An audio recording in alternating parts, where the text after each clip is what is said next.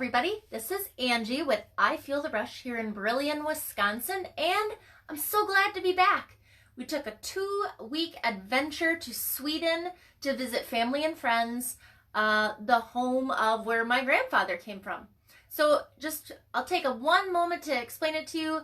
In 1915, he came over from Sweden, and so 104 years later, I took my husband and my son, and hey Judy, thanks for joining me. So we took an amazing adventure back in time to see family and friends and the area where my family came from, where my grandpa grew up. It was just an amazing journey that I've spent the last 20 years researching, and with the help of some close friends and a lot of family support, we made the journey, and what an amazing 2 weeks it was. So if you're friends with me outside this page, and I'll probably post some of the pictures on this page as well, just because it's so fun and so interesting to see areas from different parts of the world. So you'll see those. Otherwise, check out my private page. You'll see a lot of pictures there. Some interesting things, including me trying some sewer strumming. For those of you who aren't familiar, it's a really disgusting, stinky fish in a can. There's a video of me. It wasn't very successful, but it was on my bucket list. And now it's off. It is off forever, and I never have to taste it again. So thank you for those of you who were party to that quite interesting experience. It was something to see, and something to smell. So today I'm going to show you some really awesome ideas using some things that we brought back from Sweden. As you can see, Judy, it was disgusting. Check it out on maybe Google Swedish sewer strumming.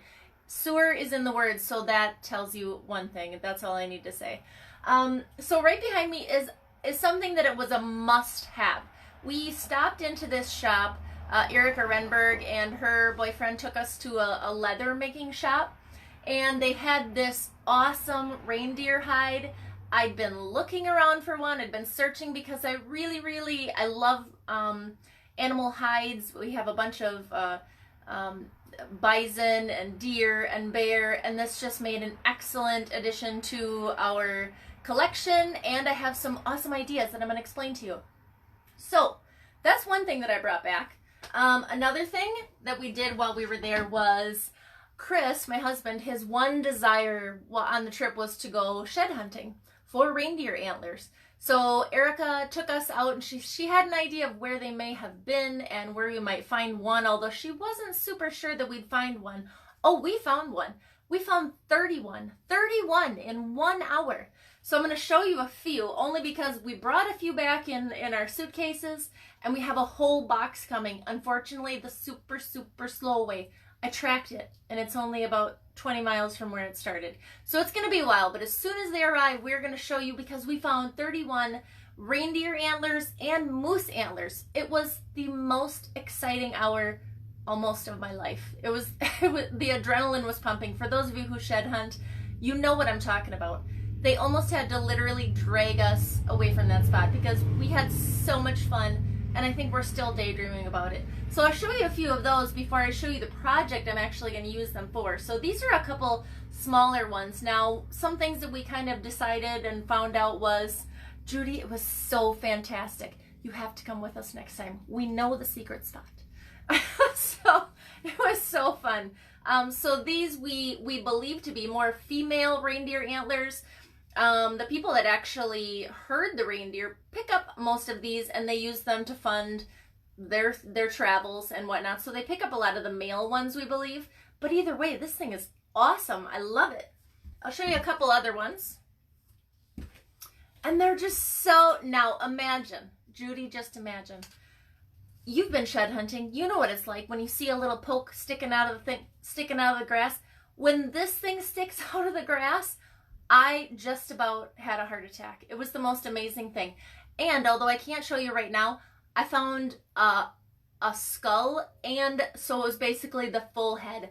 I just about fell over. I saw it down in a ditch. I went running after it. That's a story for another day, though, and I'll show you as soon as the box comes. So here's another one. Isn't this thing awesome?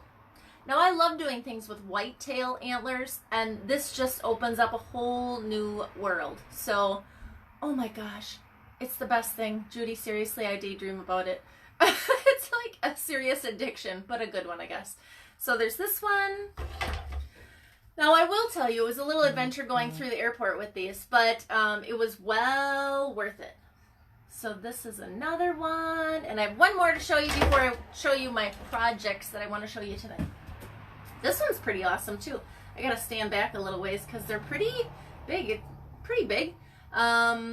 So yeah, so male or not, these things are fantastic and are going to make an awesome pieces for us to be working with. One thing I wanted to mention, although I'm not showing you tonight, is I'm finding that these reindeer antlers are probably going to be a better fit for making chandeliers because they're so thin and they're so light. Whitetail antlers or moose antlers are so heavy. You need to really have a strong beam, a strong ceiling to be able to hold those up, where these are going to be really awesome alternatives. So for those of you who were not able to make it to Sweden with us and don't have antlers like this at home, there are some out on Etsy. You can go out on eBay. There are some out there. But keep in mind that's going to be a little farther and fewer between because you're not seeing all of the European searches necessarily. But let me know if you have any questions on where to find them because we've been searching for them online just to compare prices and look and see what we have. So my box that's coming, it's like the $1 million box, believe me. So we did buy a bunch of tips from that leather shop I was telling you about before we stopped to search for these antlers. So I have a whole load coming and I can't wait to use them for projects and show you guys. Lots and lots of ideas. Totally different than whitetail because of the shape and the options. So yeah, so these are super cool. So let's get to it. Set these aside. Oh. All right.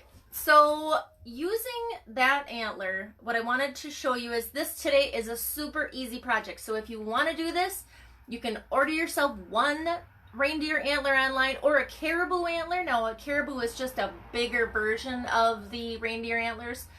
So take a peek online, see the size difference, price difference I'm sure is quite big. So you might want to go with the reindeer antler. But what I made tonight was a candle, I don't really know what they call it. Tea light holder perhaps. So I'm going to try to hold it now. The size is a little off and there's a bunch of things I want to explain to you about this. First of all, it looks lopsided, but you would notice when I'm setting it flat on a table, how the candles will actually be flat. What you're going to want to do is take a flat surface, set your antler down, and then see how it naturally sets on the table. Now, when it comes to the tea light holders, I have a few suggestions. I went with an option my mother would approve of, the fake tea lights for you guys, because she would want me to promote fake candles. I use real tea lights, so that's why I wanted to talk about this. The way that I attached these this time was just, I wasn't exactly sure that I always wanted to use this antler for this tea light collection. So I used a little bit of hot glue underneath there and they've stayed perfect. They're perfect for fake candles. If you're thinking about using real candles, you're going to want to think more permanently because you want it to be more sturdy. So if you want this to be a permanent candle holder, my suggestion for real candles would be to drill through this into the antler with even just a little bit of a screw to securely fasten this on here. The last thing you want to do is have your candle holders go flying off if you've got a real candle in there. So for today, and because I'm not sure that that's always going to be what I want to use this for, I like to change my mind. I like to switch things up, so I may want to use this antler for something else down the line. So I used hot glue. You will find when you're attaching them, depending on how the antler lays, is going to play part on where your candle holders are actually going to be. So I know you can't get a perfect view of this from this angle, but I will take some pictures of it sitting on the table after we're done with the live, just so you can really get a feel for how it looks. Now, I will turn these on before we're done, but I also noticed I got like rainbow colored candles in here. So it's a real surprise altogether. So I will take some pictures and post them, but this is one idea of something we brought back from Sweden. So this was a super awesome shed. This was a good find. So that's my first project. The other thing, now I'm thinking of all of us that love to take walks, that really just love to be in the outdoors, and you want to bring those feelings back, because that's what this is about after all, is bringing those experiences back to life every day. For me, I just love to surround myself with those little mini experiences. So the next thing was, we took a walk out in the woods up where there was a lot of moose sign, and you know what I mean by sign. It's on the ground. It's about this big. So we knew there was a lot of moose in the area. There were reindeer in the area. There was bears. You could see sign of all sorts of different kinds. So a lot of what we saw was reindeer fur.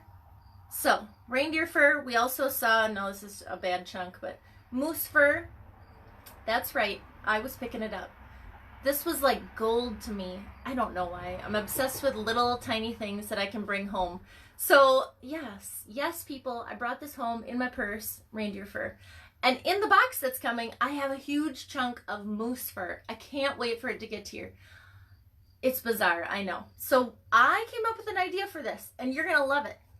Because this is a memory to me. This is a memory of a walk that took me 20 years to get to. And I enjoyed it so much. The day was beautiful. We got to see lots of lakes. So what I did was I took some of this and I put them in here. These little tiny vials. You can get these at Hobby Lobby, Amazon. Sorry, that's blurry. Hobby Lobby, Amazon. And they come with a little cork in the top.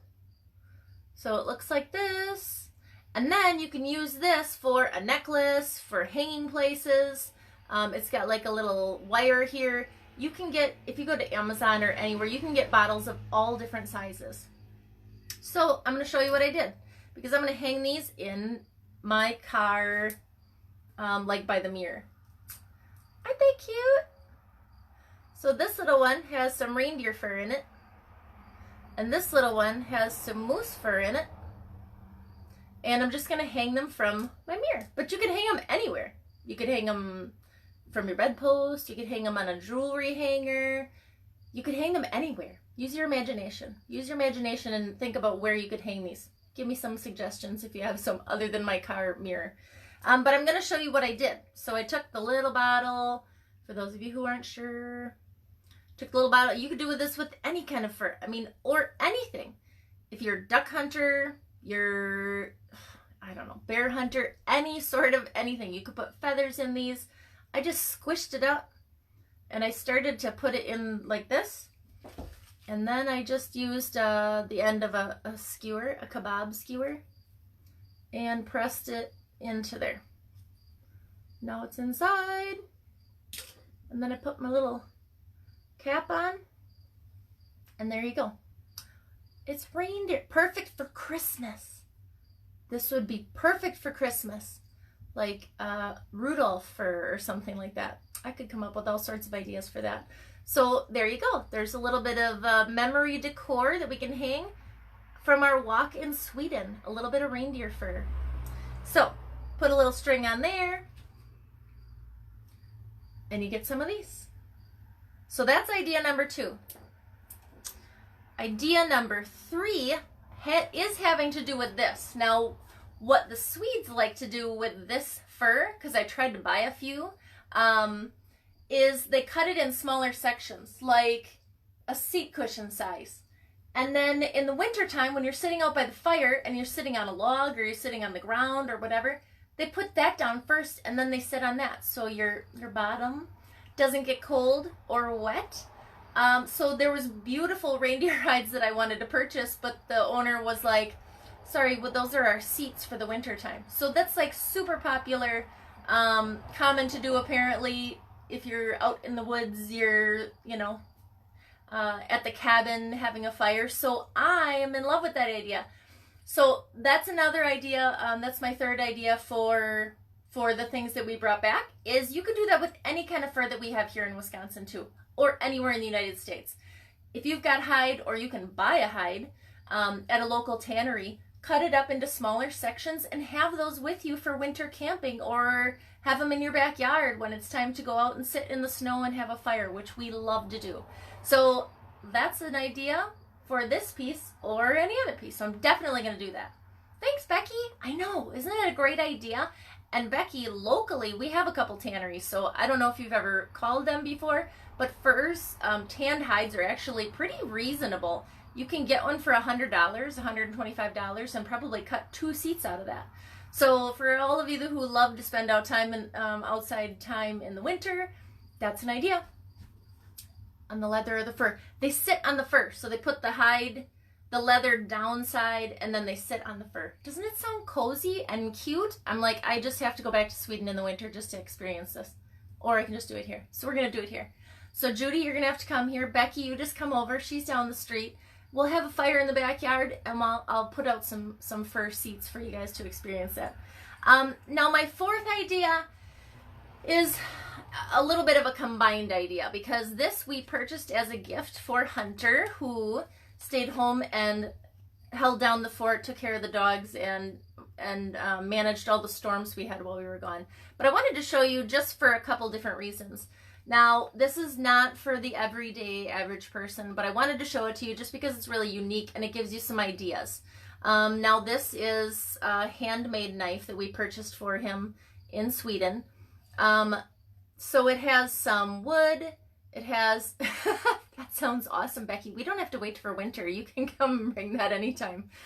It's got reindeer antler around the knife here. But the one thing I particularly wanted to show you, now you can order those online. The one thing I wanted to show you was this leather case. If you haven't seen it, we had another we had another Facebook Live where we talked about wood burning. That wood burner you can use on leather. So like you can get knives online with this leather case. Look at how simple it would be to have a little pattern with the little footprints on it. There's a little bit of a scene here, but you could write things with your wood burner right on this leather case. So I wanted to really just kind of suggest that if you're looking for a personalized gift, Christmas is right around the corner. I know I shouldn't even be bringing that up, but I am. That you can get these leather cases online. The wood burner, like I said, is about $25 or so. And you could be personalizing these cases yourself. Get a knife. It doesn't have to be reindeer antler. This is just particularly because we were there. But I thought, what a great idea to use that wood burner and personalize a gift. On that note, you can go to Hobby Lobby or Michael's or anywhere and just get plain leather if you want to practice before you actually do that on here. Because if you're like me, I'm probably going to mess it up a few times before I do it the final time. So that is idea number 4. For those of you who are into crafting things like this, because that is fantastic, and there are a lot of people who are knife makers. But if you know of anybody who makes knives with antler, please let me know. Drop a message, put it in the comments below, and I'd be interested in finding out locally if there's anybody in Wisconsin who's making something like that. So that is that, folks. We have the knife, we have the idea for the seats, we have the idea for the fur decor, Rudolph fur. I'm going to do something with that. And then, of course, the candle holder. If you give me 1 second, I'll turn these candles on and I'll show you what it looks like. They're all going to be rainbow, of course. Just not what I intended, but I'm going to show it to you anyway. There you have it. So I'll take some pictures once we're offline here, and I'll show you how it actually sits on the table, and we'll go from there. When that box arrives, I will show you all of the other antlers that we got, the moose antlers, and many, many, many more ideas that we have for these reindeer hides. I just dropped something. So thank you so much for always joining in here. For those of you who have never been with us before, we're here every Thursday night, 8 p.m. Central, with new ideas on how you can create home decor using pieces from your outdoor experiences so that you can relive those memories time and time again. So thanks everybody for being here. Let me know what you've been up to. I miss everybody. You know, drop me a comment below after we're done. I'd love to chat with you and see what you've been up to this summer. And until next week, have a great day. Thanks.